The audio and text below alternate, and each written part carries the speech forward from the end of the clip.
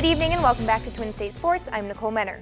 An undefeated weekend has the Mississippi State softball team moving up in the latest installment of the ESPN.com USA Softball Top 25 poll. The Lady Bulldogs check in at number 23 this week, up 2 spots from last week's 25th. MSU destroyed the competition in the Bulldogs Slamboree to improve to 16-3 on the season. The ranking is the highest such for the club in more than 2 years. As we enter the 5th week of the season, the Bulldog pitching staff continues to shine in the circle as they hold the country's 4th lowest ERA at .72. MSU will host Boston College tomorrow night at 6 p.m. SEC awards were announced earlier today, and the Weatherspoon brothers were recognized for their impressive regular season play. Quindari was named second-team All-SEC, while his brother Nick landed himself a spot on the All-Freshman squad. Quindari won the Howell Trophy Award on Monday after becoming the 37th player in MSU history to reach 1,000 career points. He led his team in both points and steals. As a freshman, Nick started all 31 games of the regular season and was second on the team with total points. If you want to see this brothers duo in action, you can watch them get back on the court Thursday at the SEC tournament in St. Louis as they take on LSU. The Dogs will get a chance to redeem themselves as they fell to the Tigers on Saturday in their last game of the regular season. Here was Coach Ben Howland earlier today. You know, we played poorly the last week of the season, and we've got to try to redeem ourselves here. And hopefully by having a couple of days rest, we'll watch some film of those 2 games today and try to do better here on Thursday.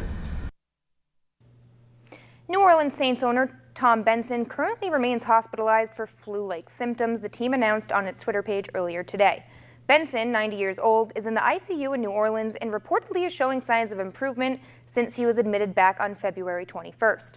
Our thoughts and prayers are with him and his family, wishing him the speediest of recoveries. Keeping with the Saints, the NFL Draft released its finalized draft order on Tuesday morning, setting the stage for the team.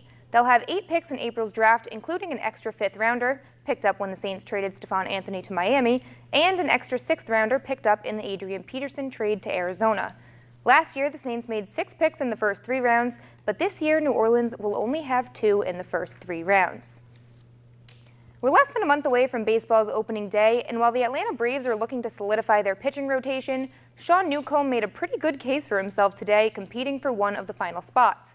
He went 3 innings, striking out a pair and giving up just 1 run in the Braves' 5-1 victory over Toronto in Florida.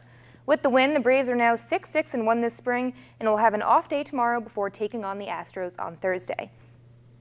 The NCAA's Media Day took place today, and it's no surprise that there was a lot of discussion surrounding the mountain of problems college basketball faces. March Madness is looming while the NCAA is in the midst of a reported federal corruption investigation. And today, members of the media spoke out about the future of college basketball. Here was sportscaster Jim Nance with his take. These are modern times. Things have to, we have to live with the times. Society's moving in a certain direction on some things.